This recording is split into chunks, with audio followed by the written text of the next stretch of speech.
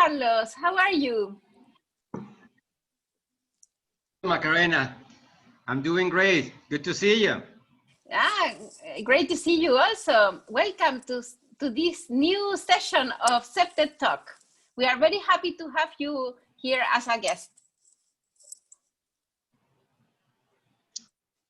Well, it's a real being here in this conversation, let's put it this way, not as formal as an index more than a conversation. And I would like to take the opportunity to say hello to all friends around the world. You know, we have friends in India, in New Zealand, in Europe, in South America. So a big hello. A warm regards for everyone. Carlos, I know you. Yes, big hug for everyone. Yeah, I know you for so many years, and I know that this conversation will be very productive regarding CPTED methodology. But first of all, I want to read your biography because you have a very interesting biography. Okay, that's fine. And I want the audience to know who you are. So, Carlos Gutiérrez Vera. Carlos is an architect and urban planner who obtained his degree from the University of Chile. He has extensive training in psychotherapy and personal development, and also is a musician, singer, and songwriter. Carlos currently serves as a senior technical advisor for the Convivir program in Honduras, using financing from German bank KfW. Carlos has been influential in the development of community-focused initiatives and infrastructure for prevention of violence. Using CPTED in Honduras, his work allowed him to gain extensive experience in facilitating community development, promoting citizen engagement and integration, and strengthening community and institutional participation. Carlos is also one of the initiators of CPTED in Latin America, and has participated in the promotion of the CPTED methodology since its inception in the region in the year 2000. In 2017, Carlos was also elected as director of the International CPTED Association. Welcome, Carlos. Thank you so much, Macarena. So we will start with the questions. The first question is a very basic questions. But it's a good question to start the conversation. How did you start in CPTED, Carlos? Well, in the early 2000s, I was working in the Ministry of Housing in Chile. And I was a staff member of the studies department. Research and studies, were done at the area where I used to work. One day, my boss came and said, listen, do you want to be part of a team that will be working, prevention strategy guidebook? And he didn't even know what it was, what we were going to do. So I guess that was developed in the urban department of the housing ministry. So I got there and I started getting with the work that was going to be done, which was developing this CPTED. And there you were, also as a part of the team, and we met, and there was a lot of professionals from different areas working in this project. So that was the first time that I had contact with CPTED. Yeah, I remember very well, Carlos. It was the early beginnings of CPTED in Chile. I remember those years. And connecting with your comments, what was the challenging to develop the first CPTED guideline, Espacios Urbanos Seguros, in Chile in 2003, in your opinion? Well, yeah, I guess the first big challenge, it was working with all this multidisciplinary team in a new approach of something that they were not really familiar with. For years, we have social workers and safety for them. What, regulation, laws, police enforcement, that sort of thing, which CPTED includes that, but CPTED is not mostly about that kind of prevention. CPTED is mostly, about working with community, working with design, architecture, planning, community children. We started working with children with the accepted approach. And I guess that was the first big point. Getting to everybody understand that accepted was not only, about regulation and enforcement. I mean, that was the big issue. And there was something done before, at least in Latin America, in our context, so there was no any reference to work from. So we have to create everything from scratch.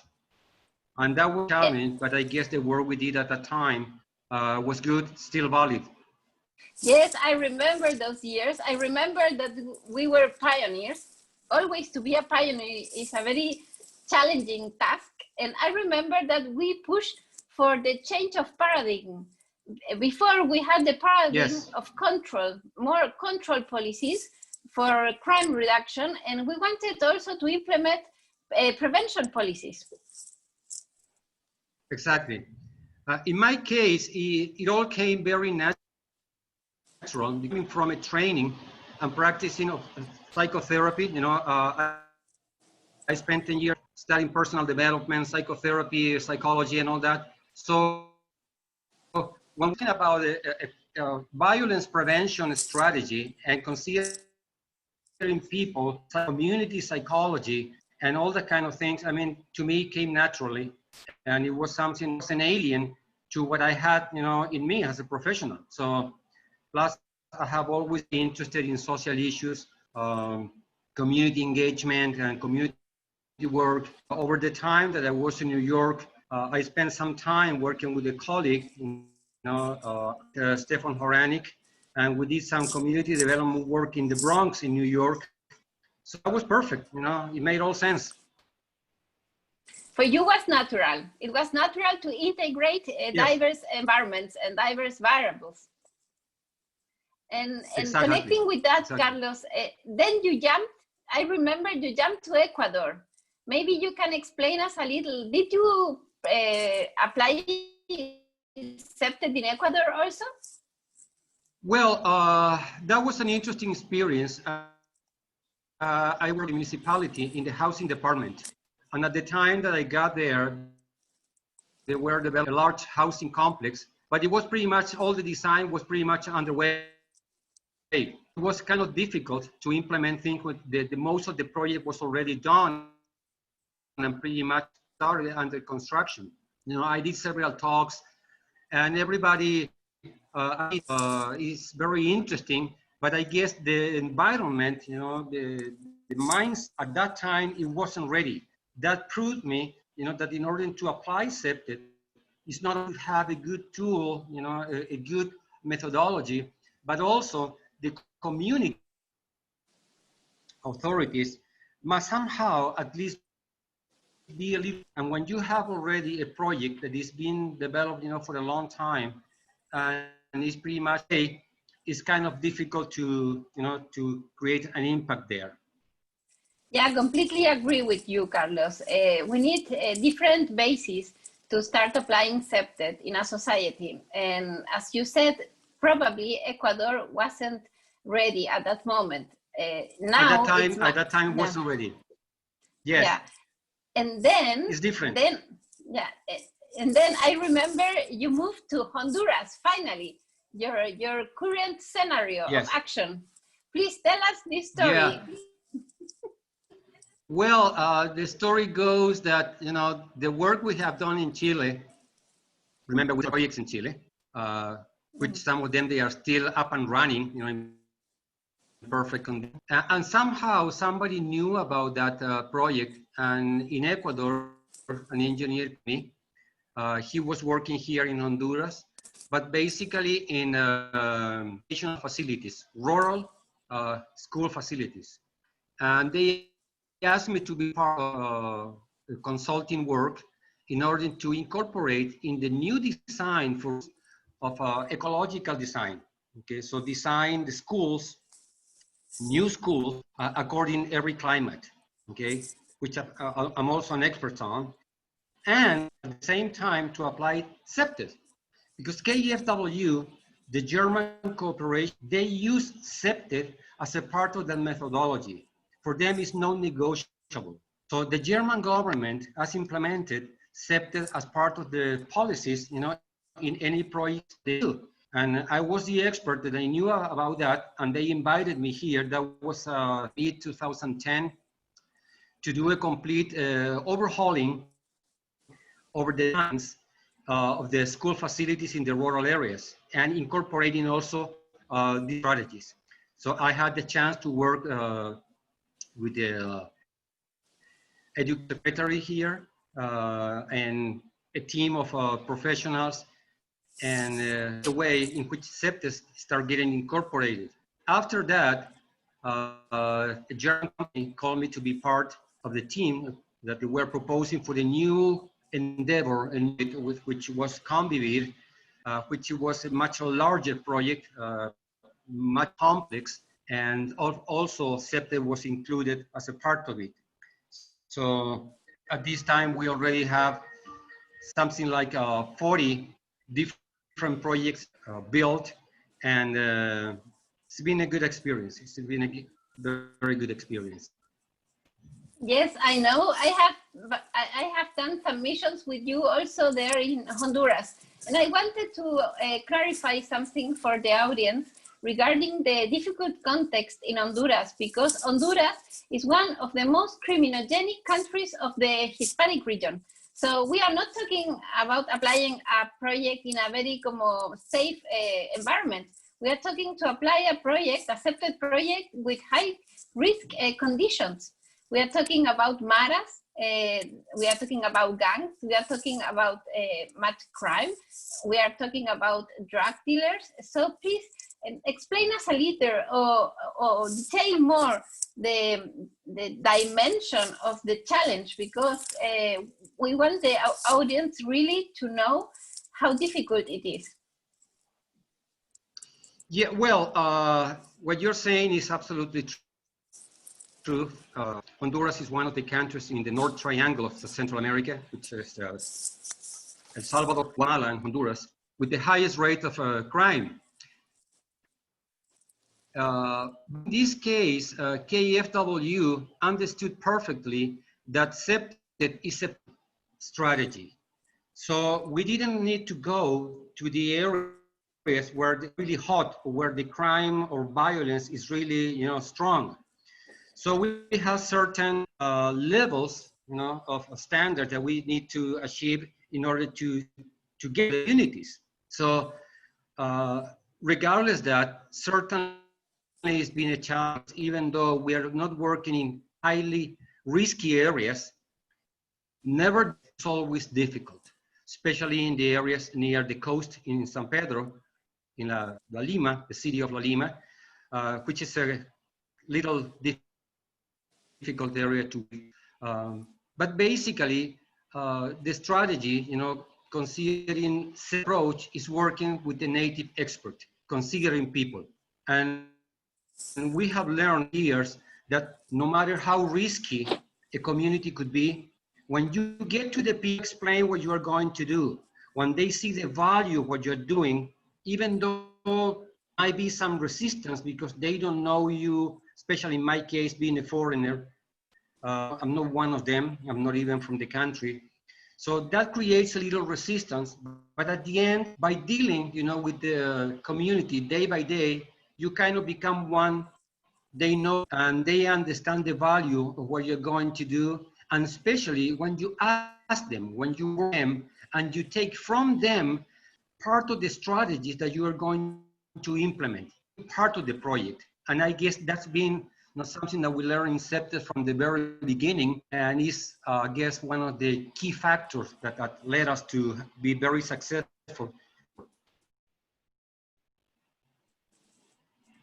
I agree completely with you, Carlos, and I love the idea of the native expert of the environment.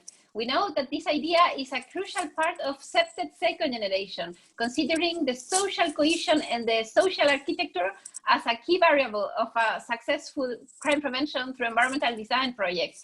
In that sense, what do you think is the key connection with the youth there in Honduras, in your experience? Well, the key connection with youth in Honduras it has been opening opportunities for them. Working with them, so, designing projects, making them part of the projects, and opening diversity of opportunities. In the CombiBuild program, we are not only for the infrastructure, but we are also focused in youth training, in work training, trades, but also in skills for training in community planning, in many different aspects. They go beyond just training them how to be an electrician or a plumber or something like that. So opening opportunity, they add of value to get a better life, I think has been a key aspect. Even though we have to fight a tremendous amount of disbelief, because they, especially youth, they're very reluctant. It's like they don't believe. They have been cheated so many times. They have been lied so many times. They have been offered so many things that they never are fulfilled, that they are a little, they put a distance between you and them. And the important thing also, I guess, is being very honest. This is what we can offer, this is what we can do, and this is what we'll deliver. We are not offering anything that we cannot fulfill. Yeah, so with the open heart. Yeah, you go to the community with much transparency and a very direct communication. Absolutely. Yeah, this is a very key aspect of the strategy. Yeah, talk about this at some other time, Macarena, is that to be accepted is not only knowing about the accepted strategies. It's something that it needs to be done. If you don't have your heart put out in the community and you really believe in work, you really believe in the contribution that you can do, working with the people, not working with them as a team, that's what is really makes successful accepted strategy.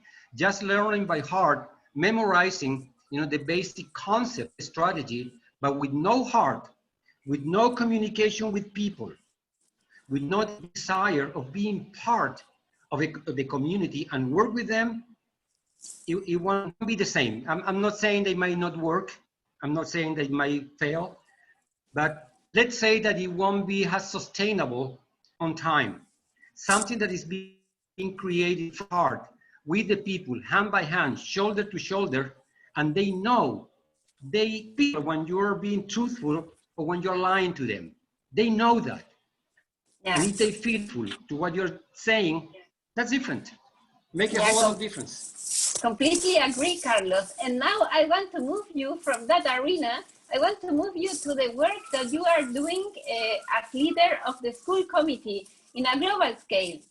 I, as international president, I am very proud of your work and the work done by your committee, the school committee, the ICA school committee. Please, if you can refer to that work and also introduce your partners, because you are working in a very high level and high standard professional group. Yeah, well, that's been a real pleasure working with a team of colleagues. The school committee of the ICA has been doing a long time, work for a long time already. And we have New Zealand, we have from the US, we have from Slovenia, Europe, Mateja Mihinjak, part of the team. We got Mercedes from Mexico.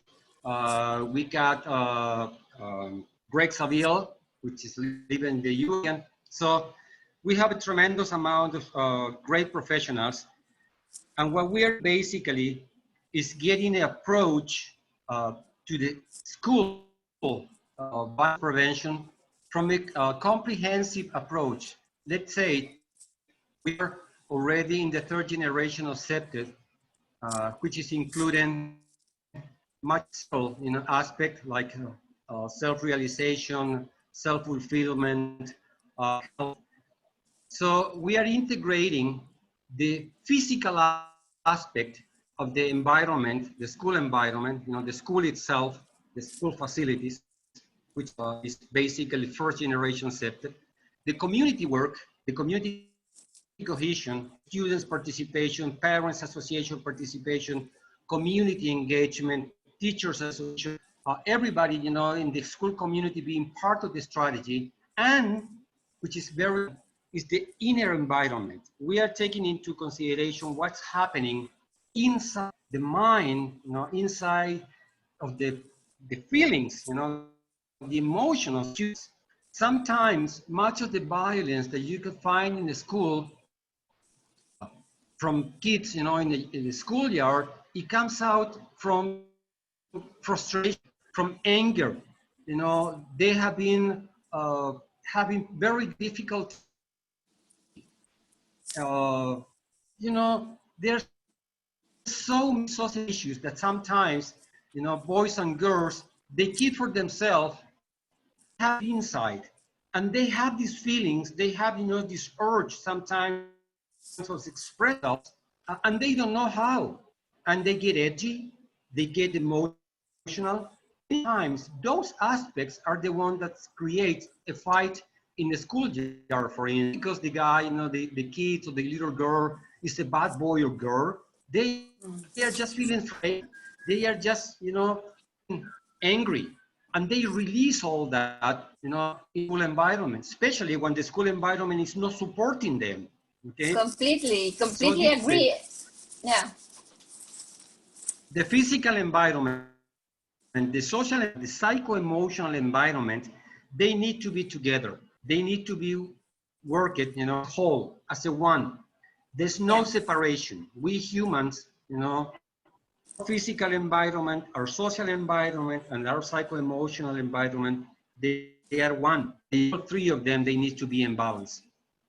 Completely, Carlos. And I remember in your team is Fleur Knight. Fleur Knight is ICA director. Oh, Fleur Knight, yes.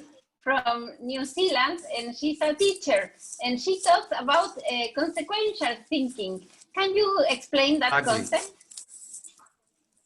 Well, consequential thinking is that Fleur has been working for a long time in schools in New Zealand, and it has to do with the training in which, you know, boys and girls can make an immediate connection of what happens if I do this. Okay, not only them, you know, the consequences could be spread out in different actions. I mean, if the little boy goes and steals a bicycle, what are the consequences of stealing that bicycle? Not only for him, that he could go, you know, to spend a day in jail, punished, or being, you know, grounded, but also what happened to that little kid that maybe the bicycle is the only way that he got to go home, or maybe he works later as a delivery boy.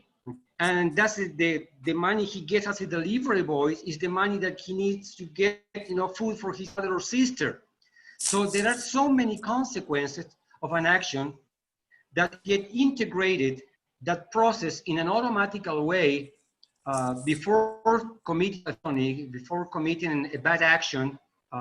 My mind immediately is going like a different scenarios. Immediately, it's going to project different movies with different characters on the movie, and I will be the one going to do that happen for each one of those characters in each one of those, you know, many movies happen. So consequential thinking is a very interesting strategy, and it's the social aspect with the psycho-emotional aspect. They both can go perfectly, and it's a great tool that we wish we could, you know, implement in many schools around the world. Yeah, I agree, and I am a fan of the consequential thinking approach also. And also working with you, there is Jeremy Rear and René Berndt, both experts, ICA directors, and experts also from the United States. Please, can you explain to the audience what they are doing as architects? Well, René approach to design, because they have a very sensitive feeling in things that for architects sometimes they get overlooked. You know, the difference that can make, you know, a wooden floor to, you know, a concrete floor. feeling is different, okay? Just to say one of the things that they incorporate in their design, but at the same time, you know, they have experience working with rough scenarios, school scenarios in the US. You know, they have been shooting, know perfectly the strategies in order to prevent that. But at the same time, incorporate perfectly, they can incorporate perfectly the basic accepted first generation, but at the same time, they understand perfectly each one of those strategies lead, you know, for instance, to prevent internal threats. What kind of threat can be from out of the school? What kind of threats come inside the school? What kind of threat might come in the school from the environment? So it's a very comprehensive approach in the field of the physical environment. So it's very interesting, the work they've been doing, but what is even more interesting is that they have the experience, which is something that we really value in CPTED, you know, for a practitioner. Theory is one thing, but the real learning, it comes, you know, from, and they haven't that. Yeah, that's great. Also, Carlos, I want to ask you if you can explain the audience, because I know you will produce as a team a guideline, a CPTED school guideline for the end of the year. So we as audience, we can expect that for the end of the year in the ICA website? Yeah, well, we're shooting for having the guide finished by the end of the year. At this time, we have all the ideas very clear. We are just up, you know, organizing better the concepts, because it's been a real challenge. It's not only that we need to say, oh, we are going to work with the physical, the social, and the psycho-emotional. That's easy. The more complicated issue is how we integrate the three of them. How to take one, the other, you know, like a thread going through gemstones, and you can make a lace with that. So you need a thread, something that is connecting them. So you can really, you could have one story and no separate pieces of songs, okay? So we have all that worked out. It's been a very intense working hours, and we have been putting a lot of work on it. But by the end of the year, I guess we could have the final product, and this time it's been done in English. Will be also translated, so we could have it for you know, many communities, school communities around. But one of the things that is very interesting about this guidebook is that we are not going to we're not telling specifically what to do. It's so flexible that every school, in every different culture, in every different social setting, can take and put together their own strategies. That's the beauty of what we've been doing, and most, you know, challenging issues also, because as we know, CPTED is a method that it doesn't give you a recipe, doesn't tell you what to do. We just, you know, guidelines. We just give, you know, certain directions. Everybody can take them and make their own recipe, which will be, you know, the tasteful, you know, and more for each community. Yes, I agree, and that's the beauty of CPTED. It's not a recipe; it's a set of principles, and each CPTED practitioner needs to apply it locally. I want to ask you the final question regarding the time. Unfortunately, we will end the interview, but the final question is that would you recommend to others to become an active members of ICA? Can you describe the benefits of being an active member of the ICA? Well, the first thing that I would say that by being a member of the ICA will get you in contact with many highly qualified professionals around the world. The ICA is offering so many different options of learning, training, and professional contact in different. So I guess for any professional involved in CPTED, especially now are starting to very hardly work with the third generation CPTED, many options in the fields, you know, of health, physical health, mental health, community participation.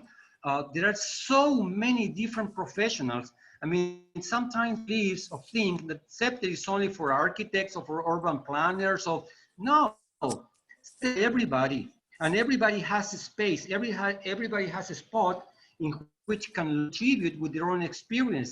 Everybody's experience is welcome into the big. And I guess by becoming a part of this extended with brothers and sisters all around the world, it'll be a great benefit.